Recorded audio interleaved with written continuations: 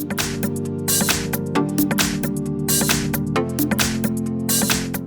we've got Honor 8A, and let me show you how to change ringtone on the following device. So first of all, you have to open the settings, then find and select sounds and go to ringtone. So just pick the SIM card that you would like to change this ringtone to. Let me pick the first one, and now I will show you all the possible options. Let me just volume it up a bit.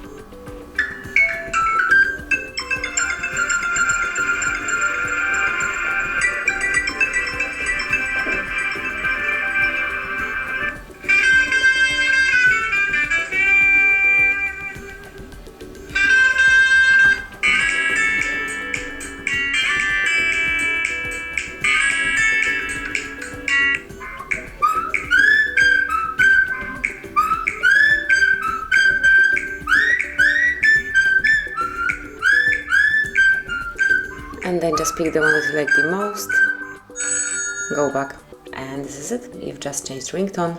Thanks for watching, please subscribe our channel and leave the thumbs up.